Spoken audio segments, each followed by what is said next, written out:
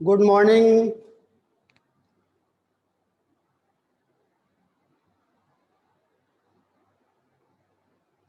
Good morning Shravani, good morning Aditya Mayekar, good morning all of you. How are you? Fine हो सब लोग? Good morning Aakash, Ansh Gandhi, fine, okay. Good morning Prasad, how are you? आप कैसे हो आप लोग? तो पढ़ाई करिए आप लोगों ने। फॉर्मूलों की एक लिस्ट बनानी है। Prithviraj good morning. आप लोगों ने फॉर्मूले की एक लिस्ट बनानी है जिसमें जितने भी फॉर्मूले यूज हो रहे हैं वो सब एक साथ लिखने हैं आपने। उससे क्या होगा कि जब आप क्वेश्चन आंसर करोगे न्यूमेरिकल, तो आपको देखना है डेटा कौन से गिवन है और फिर हम कौन सा फॉर्मूला लगाएंगे। यही वाला लेसन है जो हम पढ़ रहे हैं। ये क्या नाम है इसका? स्टेट ऑफ मैटर में गैसेस स्टेट हम पढ़ रहे हैं इस समय, तो हम गैसेस स्टेट की बात कर रहा हूं मैं। गैसेस स्टेट में क्या होगा देखो, कि जो जो आप चीजें पढ़ते जा रहे हो उसको आपने क्या करना है, उसकी एक लिस्ट बनानी है फॉर्मूलों की। ठीक है, तो हमने कौन कौन से फॉर्मूले पढ़े थे? हमने पढ़ा था पहला बॉयस लॉ। बॉयस लॉ में देखो, एक आप लिखोगे यहाँ पे फॉर्मूले की लिस्ट, फॉर्मूला। एक अलग से पेपर लेना आपने, उसमें लिखना है फॉर्मूला। और फॉर्मूले में 1 सेकेंड, फॉर्मूले में यहाँ पे जैसे बॉयस लॉ, बॉयस लॉ में कौन सा फॉर्मूला था? P1V1 is equal to P2V2। और सेकेंड हमने किया था चार्ल्स लॉ। चार्ल्स लॉ का कौन सा फॉर्मूला था? V1/T1 is equal to V2/T2। ये था कांस्टेंट टेम्परेचर पे, ये था कांस्टेंट प्रेशर पे। तीसरा था गैलुसैक लॉ। इसमें जो फॉर्मूला था ये था P1/T1 is equal to P2/T2। इसमें वॉल्यूम कांस्टेंट होता है। फोर्थ फॉर्मूला था एवोगैड्रो। एवोगैड्रो लॉ के अकॉर्डिंग था V is equal to KN, या V1/N1 is equal to V2/N2। और फाइनल हमने फॉर्मूला निकाला था आइडियल गैस इक्वेशन का। आइडियल गैस इक्वेशन के दो फॉर्मूले थे। फर्स्ट था PV is equal to nRT, और सेकेंड फॉर्मूला हमने निकाला था P1V1/T1 is equal to P2V2/T। तो ये फॉर्मूले की एक लिस्ट बनाते चले जाओ, जिससे क्या होगा, जब आप न्यूमेरिकल क्वेश्चन करोगे तो आपको देखना है कि कौन सी कंडीशन है, कौन कौन से चीज आपको गिवन है, कौन से नहीं है। जो चीज गिवन होगी उसी का फॉर्मूला लगाना है बस। आर की वैल्यू अभी बता देता हूं मैं। ठीक है, R is the ideal gas constant होता है ये एक अलग से पेपर ले लो और उसमें सारी चीजें आपने लिखनी है। अब यहां से हम स्टार्ट करते हैं इसके आगे का। ठीक है, तो इसके आगे का स्टार्ट करते हैं। लिखो, अब आर की वैल्यू लिखते हैं हम लोग।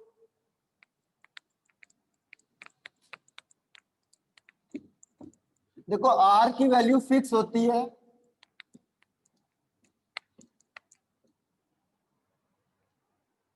इसको देखो, इसके यूनिट को हम कैसे बनाएंगे? जैसे मैंने कहा PV is equal to nRT, तो यहां से देखो R इज इक्वल टू क्या होगा?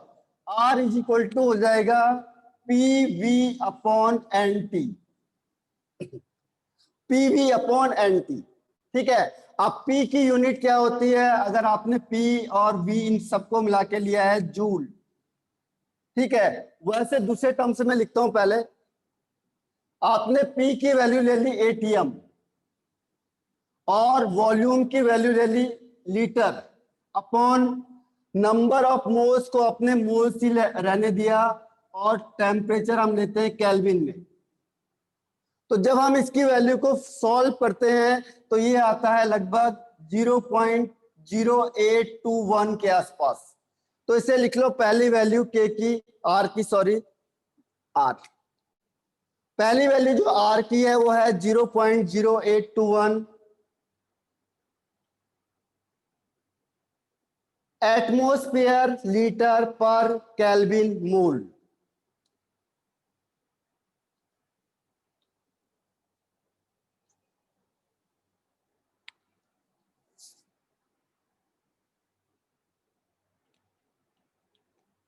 रिटर्न।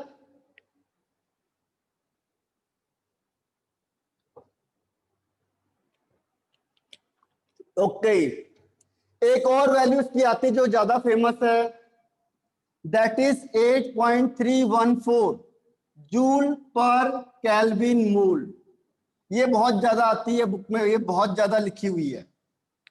अगर हम इसको केल्विन जूल में कन्वर्ट करेंगे तो इसकी जूल में वैल्यू होती है 8.314 जूल पर केल्विन मूल। और तीसरी वैल्यू इसकी आती है, अगर हम इसे कैलोरी में चेंज करेंगे तो 2 कैलोरी पर केल्विन मूल। इसमें 1 कैलोरी इज इक्वल टू होता है 1 calorie is equal to 4.2 joule. इसमें सबसे ज्यादा जो यूज होता है वो ये वाला फॉर्मूला है, जो बुक में आपको सबसे ज्यादा गिवन होगी वो ये वाली वैल्यू गिवन होगी।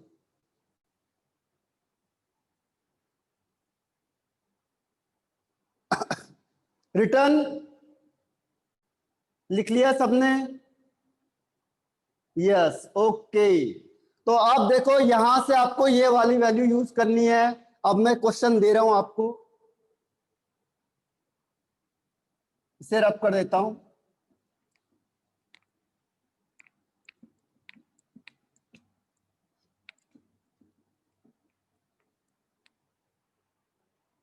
देखो question number 1, 50 centimetre cube of gas has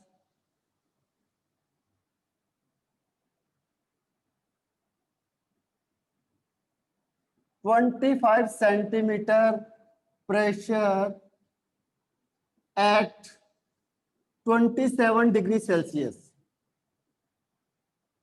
Calculate its volume at STP. Calculate its volume at STP. इसका फॉर्मूले की वैल्यू को पुट करके बता दो बस मुझे। क्वेश्चन है देखो, 50 centimetre cube of gas has 25 centimetre pressure at 27 degree Celsius. Calculate its volume at STP. तो इसमें क्वेश्चन के जो वैल्यूज होंगे वो क्या होंगे?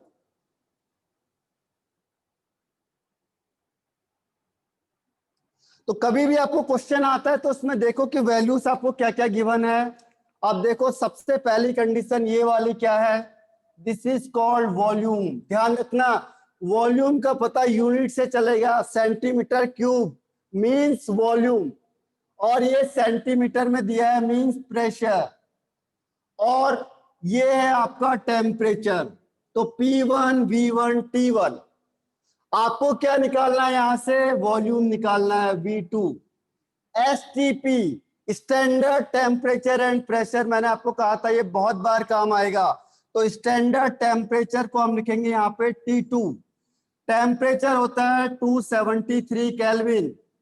और स्टैंडर्ड प्रेशर किसके टर्म्स में लिखेंगे? जो यहाँ पे क्वेश्चन में दिया होगा 25 सेंटीमीटर। तो इसका भी स्टैंडर्ड प्रेशर को हम सेंटीमीटर में लिखेंगे। दोनों वैल्यू सेम होनी चाहिए। 76 सेंटीमीटर, तो ये हो गया आपका P2। अब इस वैल्यू को पुट कर दो किसमें? P1 V1 upon T1 is equal to P2 V2 upon T2 में।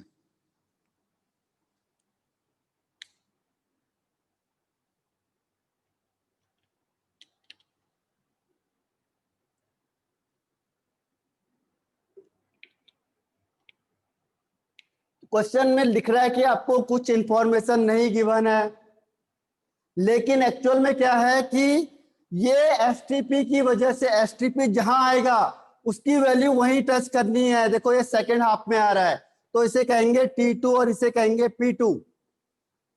स्टैंडर्ड टेम्परेचर ऑफ प्रेशर, और इसकी यूनिट यहां से डिसाइड होगी। देखो अगर ये सेंटीमीटर में प्रेशर है तो यहां भी हम सेंटीमीटर में लिखेंगे, अगर यहां मिलीमीटर में होता तो यहां भी मिलीमीटर में लिखते। तो और अब जो आंसर आएगा वो किस में आएगा, सेंटीमीटर क्यूब में।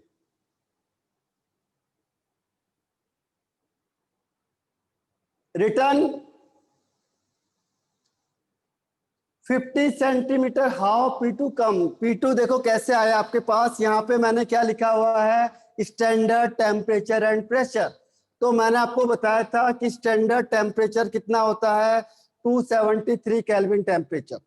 और स्टैंडर्ड प्रेशर कितना होता है, स्टैंडर्ड प्रेशर होता है आपके पास 1 atm। देखो स्टैंडर्ड प्रेशर क्या है, 1 atm होता है, या 76 सेंटीमीटर होता है, या 760 mm होता है, 760 टॉर होता है। तो ये जो P2 की वैल्यू लिखी है केल्विन और डिग्री सेल्सियस, लेकिन हम लोग हर हमेशा केल्विन में ही करेंगे। जब भी न्यूमेरिकल क्वेश्चन होगा तो हम लोग उसे केल्विन में ही सॉल्व करेंगे। डिग्री सेल्सियस में आप लिखोगे तो पहले ही क्रॉस हो जाएगा, पहले ही गलत हो जाएगा।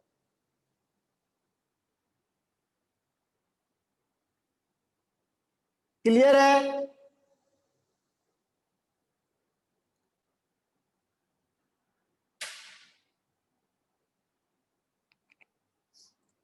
Yes, okay. अब इसकी वैल्यू को पुट करते हैं। देखो ये मैं हटा देता हूं, यहां से इंफॉर्मेशन लिख लेता हूं बस।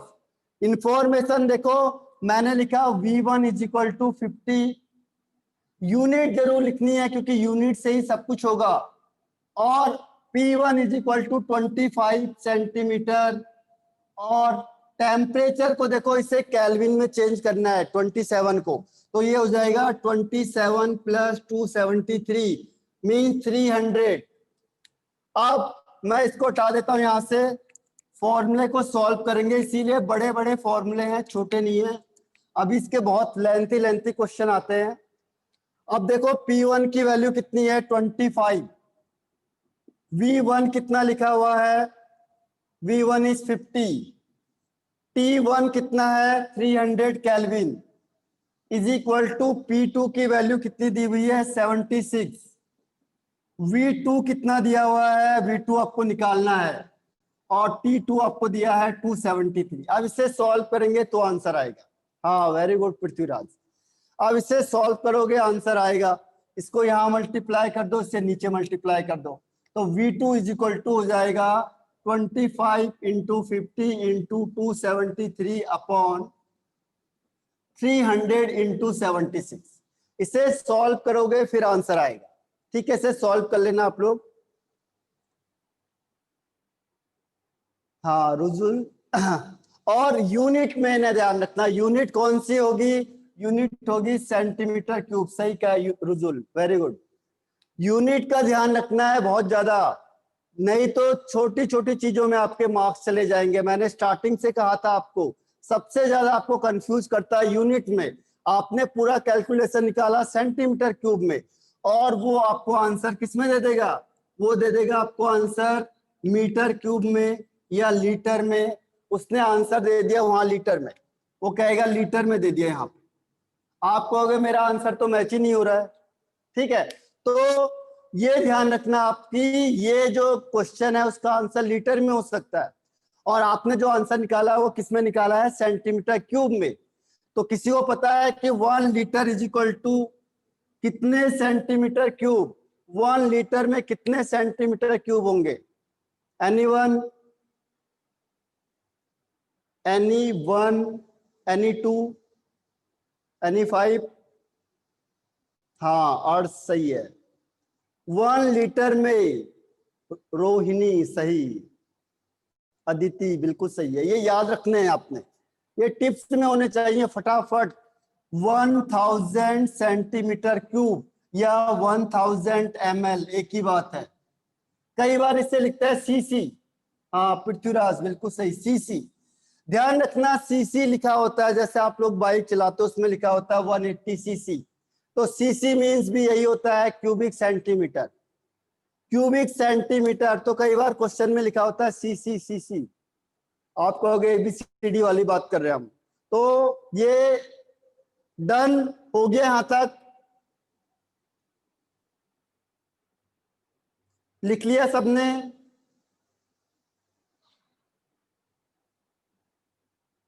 Very good. अब नेक्स्ट हेडिंग पे आ जाओ। देखो एक इसमें मैं बता देता हूं, डन, वेरी गुड। अभी हम लोग थोड़ा थ्योरेटिकल पोर्शन में चलते चले जाएंगे, क्योंकि न्यूमेरिकल आप लोग अभी मॉड्यूल से क्वेश्चन आंसर कर लो सॉल्व, मॉड्यूल के क्वेश्चन को सॉल्व करो। अब देखो, अब हम करते हैं relationship with density, relationship with density.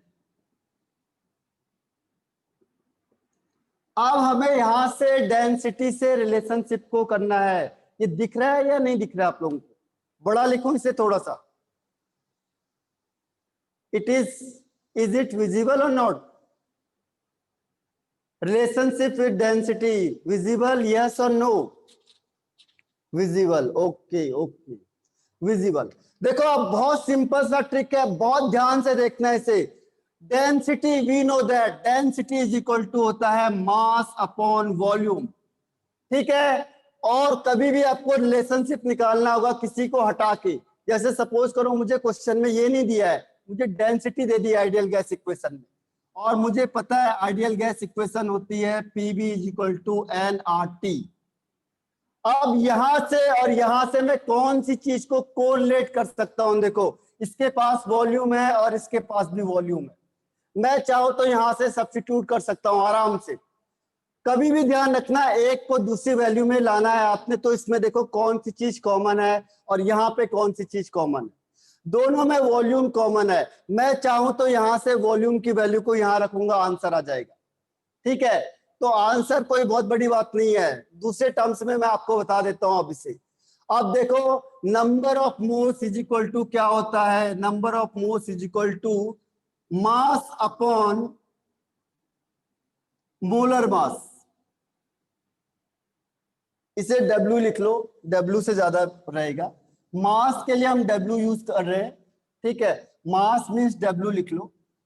तो number of moles is equal to होता है वेट अपॉन मोलर मास, और डेंसिटी इज इक्वल टू क्या लिखा है? Weight upon volume. तो मैं यहां पे वो सिचुएशन को क्रिएट करूंगा, ठीक है। कैसे? देखो P V is equal to, अब एन की वैल्यू को मैं यहां से रख दूंगा W into M R T, ठीक है। अब क्या हुआ? देखो वेट आ गया, वॉल्यूम भी आ गया, लेकिन वॉल्यूम इस साइड है और वेट इधर है, तो मैं क्या करूंगा? इस वॉल्यूम को उठाऊंगा और दूसरे साइड ले जाऊंगा, ठीक है। बस एक स्टेप और रह गया लास्ट। देखो क्या लिखा मैंने पहले, ideal gas equation P V is equal to n R T. आप चाहे डायरेक्ट इस वैल्यू को यहां से लिख सकते हो, अगर आप ये भी करोगे तो भी गलत नहीं है, लेकिन अगर नंबर ऑफ मोल्स गिवन होंगे तो इसको v को यहां रखो, d को यहां रखो, और इसकी वैल्यू यहां रख सकते हो आप एज इट इज। या फिर आप क्या करोगे? P V is equal to W upon M R T. अब इस v को यहां से इधर उठा के ले जाओ, क्या होगा? P is equal to W by V R T upon M. अब क्या हो गया? देखो अब हमें दिख गया कि W बाय वी यहां पे भी है और W बाय वी यहां पे भी है, तो हम क्या कर सकते हैं? हम क्या कर सकते हैं यहां पे? देखो P is equal to W by V R T upon M, यहां से मैंने क्या किया? रिप्लेस कर दिया। और डेंसिटी इज इक्वल टू हमें पता है मास अपॉन वॉल्यूम होता है, तो मैं इसकी जगह पे क्या लिख सकता हूं? इसकी जगह पे मैं डेंसिटी वर्ड यूज कर सकता हूं, ठीक है। यहां पे मैं क्या वर्ड यूज करूंगा? डेंसिटी का। तो यहां से क्या हो जाएगा? देखो ये हो जाएगा P is equal to density R T upon M. Clear है? अगर मुझे डेंसिटी ही निकालनी है तो क्या करूंगा? इसको यहां मल्टीप्लाई करूंगा, इसको इधर, तो density is equal to P M upon R T. निकल गया इनके बीच में रिलेशनशिप। आइडियल गैस इक्वेशन में अप्लाई करना है अपने डेंसिटी को। क्वेश्चन में हमें डेंसिटी गिवन है, तो मैं यहां से इसको फॉर्मूले को लगा सकता हूं, ठीक है। यहां पे है D for density, P for pressure, M for molar mass of gas जिसकी बात हो रही है, मोलर मास और आर मीन्स होता है गैस कांस्टेंट और T for absolute temperature. R is equal to gas constant, ideal gas constant, और टी फॉर एब्सोल्यूट टेम्परेचर। तो कोई दिक्कत आई किसी को? अगर क्वेश्चन में डेंसिटी दे दिया तो मैं ये वाला फॉर्मूला यूज करूंगा। ठीक है, एक को दूसरे में हम आराम से रिप्लेस कर सकते हैं, हटा सकते हैं। तो डेंसिटी को हटाना देखो कितना आसान है। डेंसिटी का मैंने फॉर्मूला लिखा, वेट अपॉन वॉल्यूम। फिर मुझे आइडियल गैस इक्वेशन लिखी है, ये है, this is ideal gas equation. Ideal gas equation PV is equal to nRT है। एन को हमने रिप्लेस कर दिया है, n is equal to W by M होता है। उसके बाद फिर मुझे चाहिए डब्ल्यू बाई वी, तो मैं वी को यहां से इधर ले गया। फिर मैंने लिखा pressure is equal to W upon V R T upon M. अब डब्ल्यू अपॉन वी को मैं क्या लिख सकता हूँ? डेंसिटी। तो मैंने लिख दिया P is equal to D R T upon M. तो यहां से density is equal to P M upon R T. तो यहां से हम डेंसिटी को कैलकुलेट करते हैं।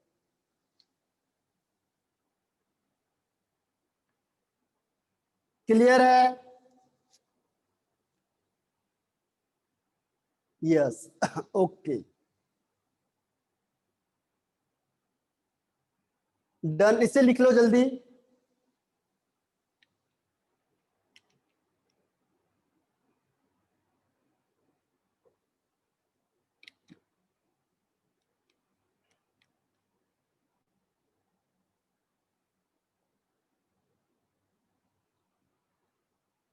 रिटर्न आगे बढ़ जाएं।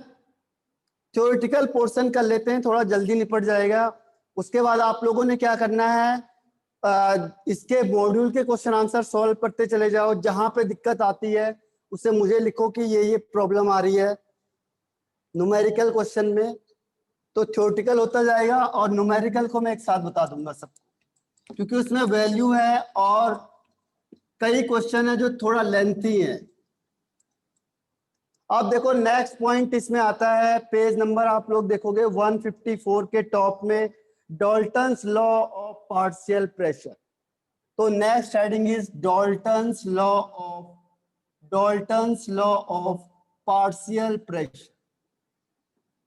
Dalton's law of partial pressure. Dalton's law of partial pressure. देखो पार्शियल प्रेशर क्या होता है, एक मिनट, हाँ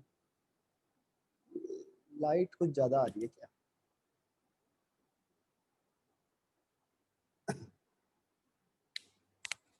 वन सेकेंड।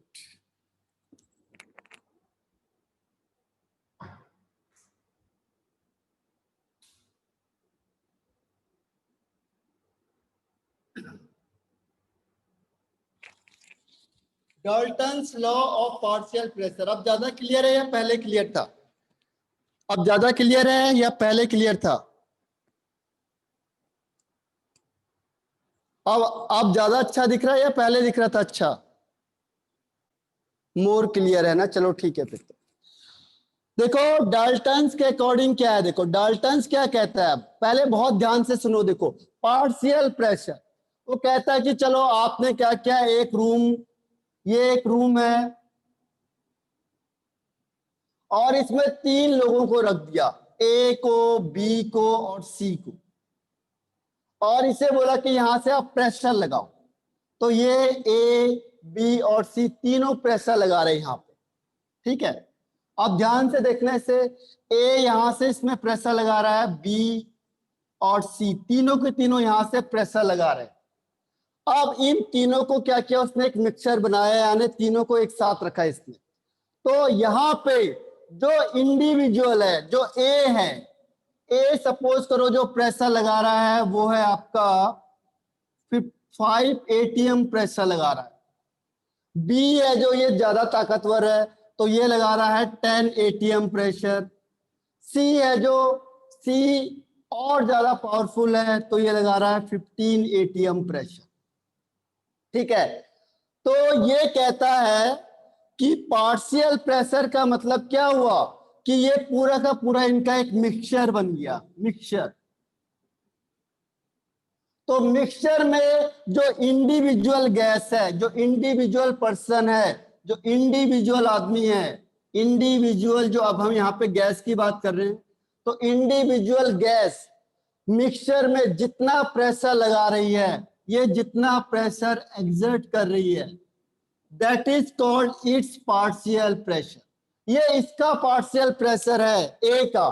पूरे मिक्सचर में देखो, अगर हमने तीनों को कंबाइन करके देखा तो हम कहेंगे टोटल प्रेशर कितना हुआ, तो टोटल प्रेशर ये तीनों मिलके कितना लगा रहे हैं, पी ए प्लस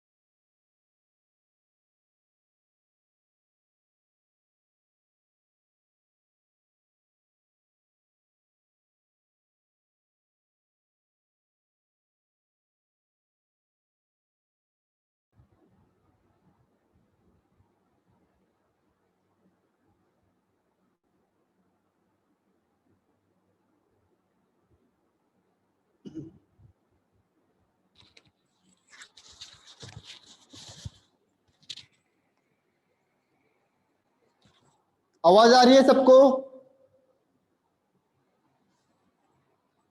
आवाज आ रही है? Yes, okay okay. तो देखो, अब बताओ कि पार्शियल प्रेशर की डेफिनेशन क्या होगी। पार्शियल प्रेशर की डेफिनेशन देखो, मेरे साथ याद करना आप लोगों ने।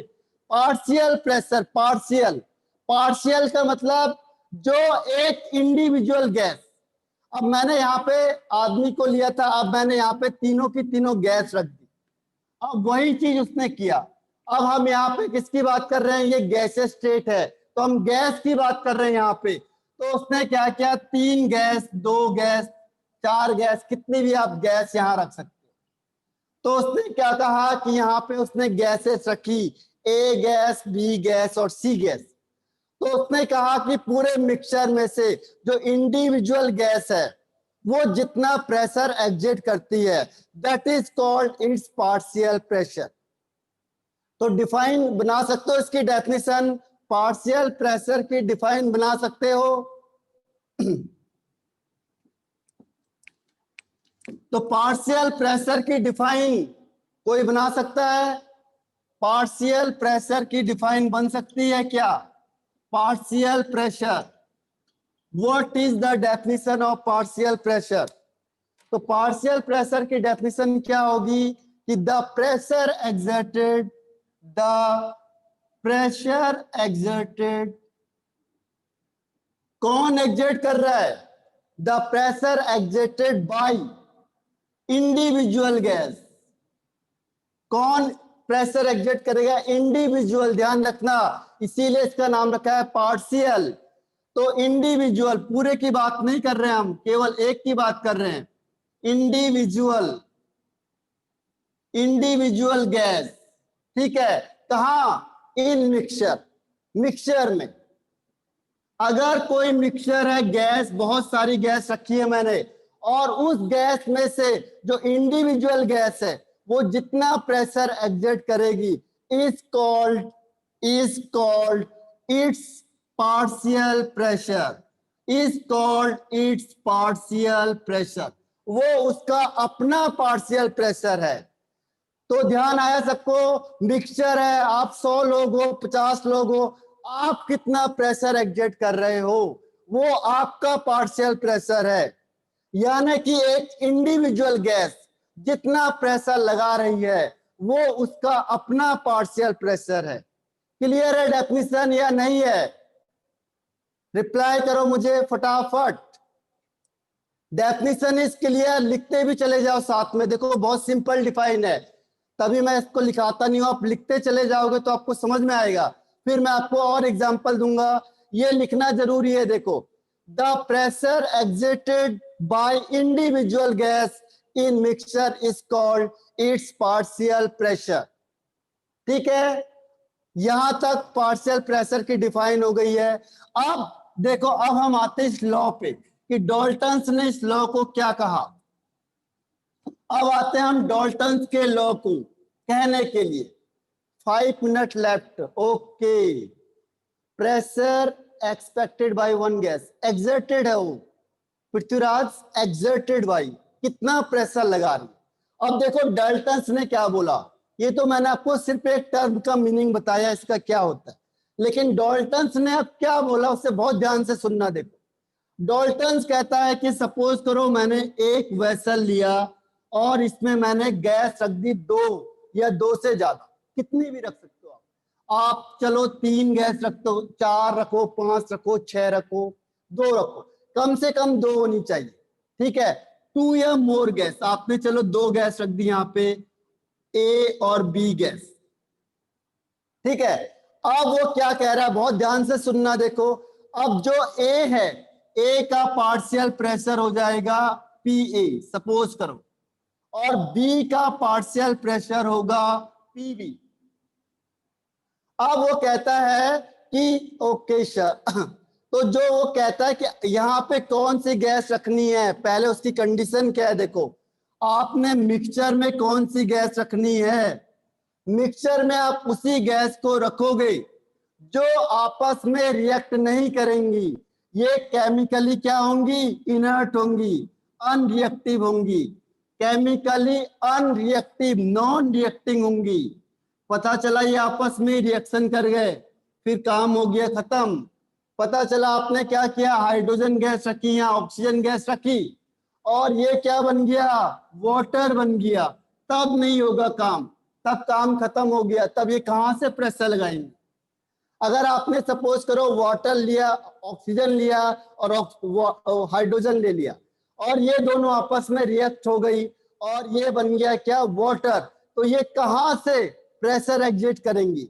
तो उसने कहा कि जो गैस हमने ली है मिक्सचर में, ये आपस में रिएक्ट नहीं होनी चाहिए किसी भी हालत में, केमिकली इनर्ट होना चाहिए, नॉन रिएक्टिंग होनी चाहिए, ठीक है। Chemically inert non reacting gas लेनी है हमने।